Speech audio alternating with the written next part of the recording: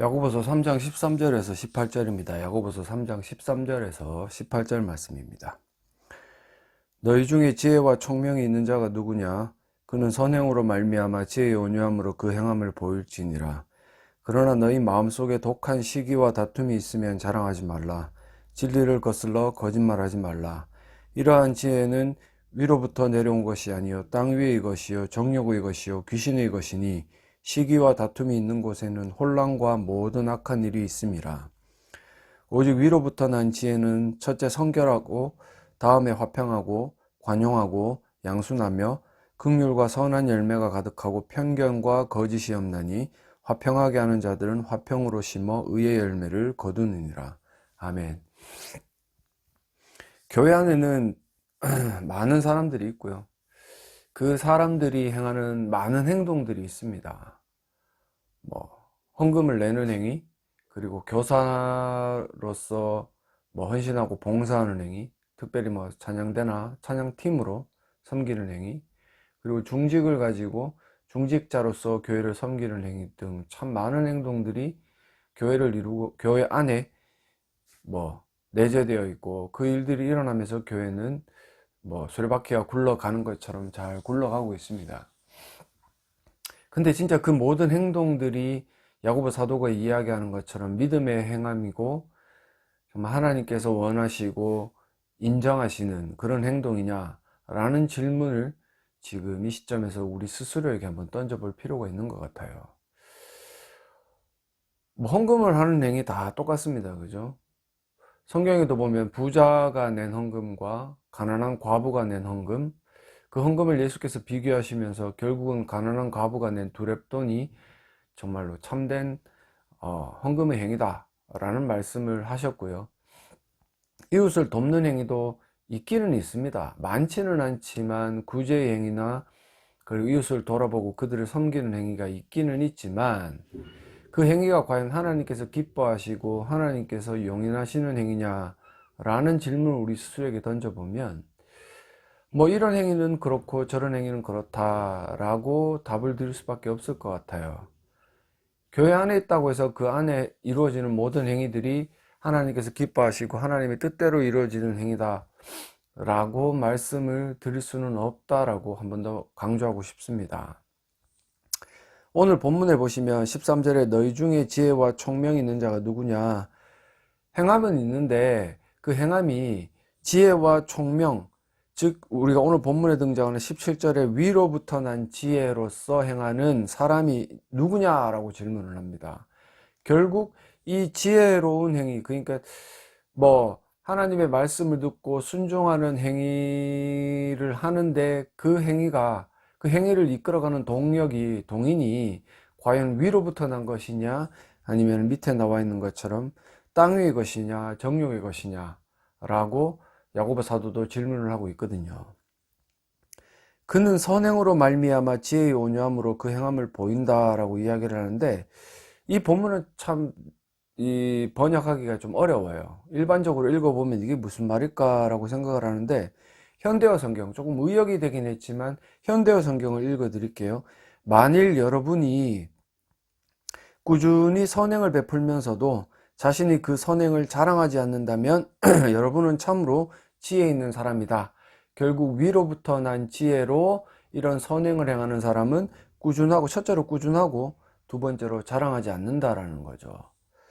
고린도후서 5장 17절과 18절을 보시면 그런즉 누구든지 그리스도 안에 있으면 새로운 피조물이라 이전 것은 지나갔으니 보라 새 것이 되었도다. 모든 것이 하나님께로서 났으며 그가 그리스도로 말미암아 우리를 자기와 화목하게 하시고 또 우리에게 화목하게 하는 직분을 주셨다 라고 이야기를 하면서, 거듭난 신자의 행함은 그 모든 것들이 하나님께로부터 났기 때문에 화평을 이루어가는, 화목하게 만드는 그런 어떤 직분을 가질 수밖에 없다라고 이야기를 하고 있거든요. 제가 말씀드린 대로 참된 행함, 즉 위로부터 난 지혜로 말미암아 이루어진 믿음의 행함이라는 것이 결국은 꾸준함과 자랑하지 않음, 꾸준함이라는 것은 결국 대가를 바라지 않기 때문에 가능한 일입니다. 그죠? 많은 사람들 가운데 뭔가 대가를 바라고 하기 때문에 그 일을 하면서 뭔가 자기 자신을 알아주지 않고 그 노력에 대한 결과물이 직접 드러나지 않는다면 힘들어하고 뭐 번아웃 됐다, 안식년을 가져야 되겠다라는 등등의 속된 말로 진짜 개소리를 하고 있는 거죠. 그죠? 뭔가 바라는 게 있기 때문에 그래요. 하지만 이 꾸준함이라는 것은 하나님께서 주신 은혜가 무엇인지를 바로 알고 하나님께서 내게 베풀어 주신 예수 그리스도를 통해 부어 주신 그 희생과 헌신이 얼마나 큰 것인가를 바로 아는 사람들은 그저 묵묵함으로 감사함으로 꾸준하게 선행을 베풀 수밖에 없다라는 거죠. 누가 알아주지 않더라도요. 누가 그 선행에 대한 보답을 하지 않더라도요. 그저 하나님의 그 사랑과 은혜에 감사함으로 움직이는 사람들은 이런 꾸준함을 가지고 올 수가 있다. 그리고 이렇게 선행을 할 때에만 비로소 어떤 일을 합니까? 자랑하지 않게 되는 거예요. 왜? 내 것이 아니기 때문에. 하나님께서 내게 베풀어 주신 은혜로 내가 새 사람이 되었고 새 사람이 되었기 때문에 이런 화목하게 하는 직분을 실행할 수 있고 그렇기 때문에 이것이 내 것이 아니다라는 것을 분명히 알고 있는 거죠. 근데 교회 안에 많은 사람들이 돈 조금 쓰면 생색을 내고 뭐 하나 헌물을 했습니다. 안 알아주면 난리가 납니다. 왜 내가 이런 돈을 들여가지고 헌물을 했는데 이름을 안 불러주고, 특별히 여러분들이 잘 아시는 것처럼 헌금 봉투에 이름 적는 거예요. 뭐 예배 시간에 헌금했는 거 이름 안 불러주고 만약에 그 이름을 불러주는 거 가운데 누락이 되면 뒤집어지고 난리가 납니다. 그놈의 헌금 봉투가 무엇인지, 헌금 봉투 하나 사라졌다고 연병을 다 떨고 있죠. 그죠? 한 번은 이런 일이 있었습니다. 어떤 연로하신 권사님이셨는데 헌금 봉투가 없다는 거예요. 난리가 난 거예요. 그 주일날 아침에 교역자들 다 뒤집어 놓고 헌금 봉투 찾아내라고, 실제로 멱살을 잡지는 않았지만 무언의 압박으로 멱살을 잡힌 것 같은 느낌을 받았다니까요. 근데 알고 보니까 그 헌금 봉투가 헌금한 비에 밀려 들어가서 뭐 이렇게 꾸깃 있었다라는 사실이죠. 그러면 자기가 그걸 알면은 사과를 하고 미안합니다라고 이야기를 해야 되는데 뭔가 하여튼 좀 아나무인격인 참 비양심적인 그런 모습들을 보기도 했거든요. 그리고 직접적으로 목사들이 그 예배 시간에 헌금 봉투를 들고 감사의 감사의 제목을 읽어주는 건 좋죠. 근데 이름은 뭐 할라 읽습니까? 그냥 성도의 어떤 기도 제목 해가지고 감사의 제목 읽어주는 건 저도 반대를 안 합니다. 근데 굳이 거기다가 뭐 이름을 부르고 또 뭐 대학에 합격했다, 대학에 떨어진 자녀를 가진 부모의 마음은 어떻겠습니까? 그죠? 뭐 취직이 됐다, 취직이 되지 않는 부모의 마음은 어떻겠습니까?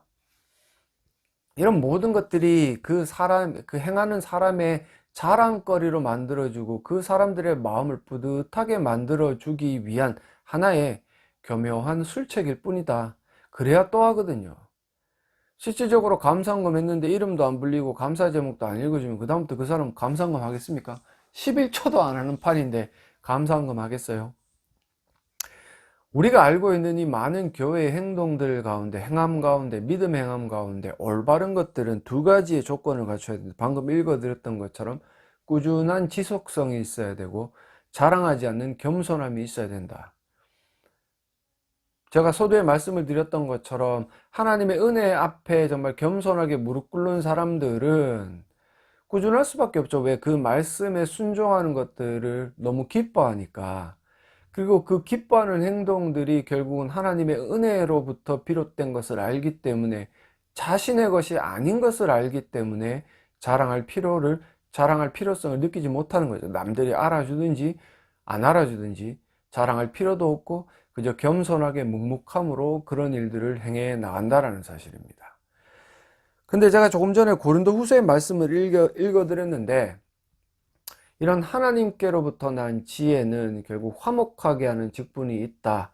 그렇다면 하나님께로 난 것이 아니라 여전히 옛사람으로 살아가는 우리에게서 존재하는 그런 어떤 지혜에서 비롯된 계산을 가지고 행하는 그런 믿음의 행함도 아니죠. 믿음의 행함처럼 보이는 그런 어떤 개인의 지극히 이기적인 행동들의 결과물은 어떠냐? 화목의 반대말은 뭡니까? 분란이고 시끄럽죠, 그죠? 14절에 그러나 너희 마음속에 독한 시기와 다툼이 있다. 독한 시기와 다툼. 헌금을 하면서도 시기를 하고 다툽니까? 뭐 그런 거 있죠. 찬양팀에 아니면 성가대에 노래도 못하면서 그곳에 앉아서 비비는 이유는 시기하고 다툼의 마음이 있기 때문에 그래요. 노래 못하면 안 하면 되는데 꼭 그 자리에 앉아가지고 예배 시간에 울려 퍼지는 그 찬송가 소리에 방해를 하는, 그죠? 그런 일들을 행하는 마음이 이런 독한 시기와 다툼이 있다라는 거죠. 그것들을 자랑하지 말아라. 그런 의도로 행하는 모든 행함들이 뭐예요? 진리를 거슬러 거짓말하는 거랑 똑같다라는 거죠. 하나님께로부터 난 지혜로 말미암아 꾸준함과 자랑하지 않는 겸손함의 행함은 결국 성경 말씀에 나와 있는 진리의 어떤 그런 진리의 토대를 둔 행동이고, 그렇지 않고 이런 독한 시기, 얼마나 그것이 독했으면 독하다라는 시기가 얼마나 악했으면 독하다라고 표현하겠습니까? 그런 독한 시기와 다툼으로 그런 행함을 한다면 하나님께서 절대로 기뻐하지 않으시는 진리를 거슬러 거짓말하는 것이다. 이러한 지혜는 위로부터 내려온 것이 아니야. 땅 위의 것이고 정욕의 것이고 귀신의 것이다. 그저 자기의 욕심을 채우기 위한 그 행동 하나 하면서 뭔가 보상을 바라고 인정을 바라고 남들보다 우월감을 가지고 특별히 남들을 차별하면서 대하기 위한 행동이기 때문에 그것이 정욕의 것이고 귀신의 것이다 라고 이야기를 해요. 어떤 사람들은 그런 거 있죠. 헌금하고 그리고 뭔가 노래를 잘한다든지 뭔가 그 어떤 일들을 잘해 나가는 그것들을 자랑으로 삼아서 그렇지 못한 사람들을 무시하고 경멸하는 듯한 행동을 보인다라는 겁니다. 결국 이런 것들이 귀신의 것이고 정욕의 것이기 때문에 악한 것이다. 이것은 차별을 낳게 되고 이런 차별들이 결국은 세상의 것과 무엇 다르겠는가? 라고 질문을 해보고 싶다라는 겁니다. 로마서 8장 7절과 8절을 보시면 육신의 생각이라는 게 조금 전에 말씀드렸던 정욕 그리고 귀신의 것이다 라는 거죠. 하나님과 원수가 되나니 이는 하나님의 법에 굴복하지 아니할 뿐 아니라 할 수도 없다.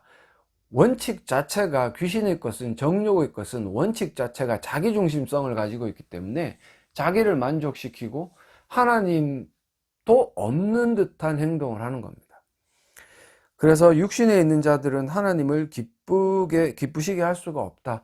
그들이 아무리 많은 헌금을 하고 대단한 열정을 가지고 교회의 일들을 감당해도 특별히 목사가 이런 어떤 육신의 생각을 가지고 목회를 감당하면 그자의 모든 행동들이 하나님을 기쁘시게 할 만한 것이 아니라는 거죠. 왜 그러냐면 자기 중심성을 가지고 하나님께 드려야 될 영광을 자기가 가로채기 때문에 그렇습니다.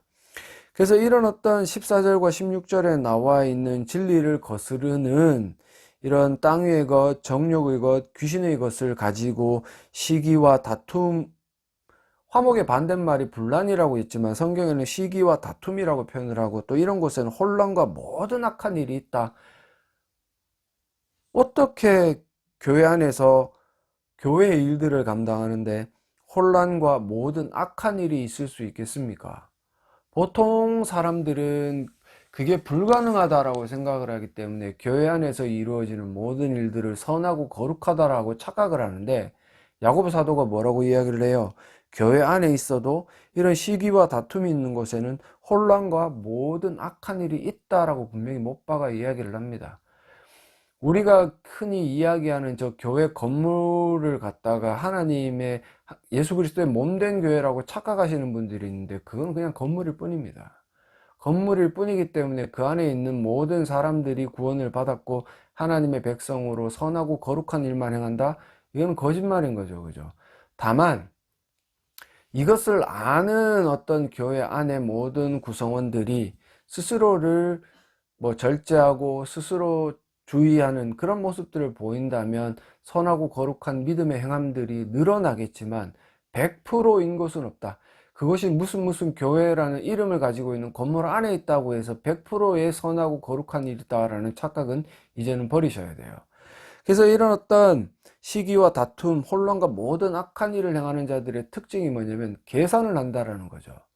내가 헌금을 이렇게 열심히 하고 이런 어떤 헌신과 봉사를 하고 하면 내가 중직분을 받는 데 있어서 유리하다. 그리고 특별히 교회들 가운데 그런 어떤 조건을 내거는 멍청한 것들도 있습니다. 뭐 어디에서 얼마나 봉사해야 돼, 그 무슨 교육을 이수해야 돼, 뭐 그렇게만 하면 그 사람이 진짜 중직을 받을 만한 자격과 믿음의 모양새를 가집니까? 사람들의 계산에 의해서 이루어진 이런 모습들이 결국은 시기와 다툼, 모든 악한 일들을 일어나게 만든다라는 거죠. 그리고 또 뭔 일이 있어요? 내가 이렇게 헌금하고 내가 이렇게 헌신 봉사하면 하나님께서 내게 복 주셔서 나는 아무 걱정 없고 아무런 염려 없이 잘 먹고 잘 살게 될 거야. 도대체 지음을 받은 것들이 어떻게 지으신 하나님 앞에서 이런 조건과 딜을 내걸 수 있습니까? 그리고 이런 딜을 내걸었다가 아무런 보상이 없고 아무런 수확이 없다면 하나님도 원망하고 하나님을 떠나는 게 우리의 본성 아닙니까? 감히 우리를 구원하시기 위한 하나님 앞에서 이런 망발을 일삼는다니요. 그리고 우리를 구원하시기 위해 독생자의 피를 흘리신 하나님의 그 사랑과 헌신 앞에 감히 누가 이런 딜을 걸면서 자신의 행함을 자랑할 수가 있겠습니까? 이런 자랑과 자랑의 행함이 결국은 교회 안에 차별을 가지고 오고, 맞잖아요. 돈이 많아서 헌금을 많이 하는 사람, 그리고 많이 배워서 많은 일들을 할 수 있는 사람, 그러면 그렇지 못한 사람들을 무시하고 깔보는 게 지금 교회들의 모습 아니겠습니까? 아니라고 여러분들은 자신할 수 있습니까? 여러분들 스스로가 이런 일들을 하면서 자랑하고 나보다 못한 사람들에 대해서 경멸이나 무시와 차별의 마음을 가져본 적 없습니까? 저는 옛날에 있었거든요. 그래서 지금 돌이켜 생각을 해본다면 도대체 저 자신이 얼마나 확실하게 그 일들을 잘해서 그런 마음들을 가졌는지 부끄러울 따름입니다. 그래서 이렇게 결과적으로 보면 꾸준함과 자랑함이 없는 그 믿음의 행함이 아닌 것들은 여기서 보시면 진리를 거스르는 것이고 땅 위의 것이고 정욕의 것이고 귀신의 것이고 시기와 다툼이 있고 혼란과 모든 악한 일을 조장하는 결국 이 세상의 모습과 다를 바가 없기 때문에 우리 스스로를 한번 점검해보고 우리의 속내를 한번 뒤집어 볼 필요가 있다는 사실을 말씀드리고 싶어요. 과연 우리의 교회는 나의 어떤 본성 안에는 무엇이 존재를 하는가? 17절과 18절에 오직 위로부터 난 지혜는 첫째 성결하다, 거룩하다라는 거죠. 하나님께로부터 났기 때문에 그런 어떤 지혜의 본질 자체가 거룩한 거죠. 다음에 화평하다. 자랑을 안 하니까 숨죽여서 음지에서 움직이니까 뭔가 드러날 일이 없고, 그런 어떤 드러날 일이 없으면 조용한 거죠. 시끌벅적한 저런 어떤 난장처럼 시장처럼 시끄럽지가 않다라는 겁니다. 그리고 관용하다. 누구든지 이런 어떤 관용의 마음을 가지고 인정하고 용서하고 그리고 자기 자신을 낮출 수 있는 그 양순하다. 순종할 수 있다라는 거고. 그리고 긍휼과 선한 열매가 가득하고 편견과 거짓이 없다. 편견과 거짓이라는 것은 결국 차별의식에서 나타난다라고 제가 말씀을 드렸어요. 돈도 내 것이고 행하는 것도 내 것이기 때문에 내 것으로 니보다는 많이 하니까 나는 너보다 나은 사람이야. 이것이 편견과 거짓이죠. 그죠?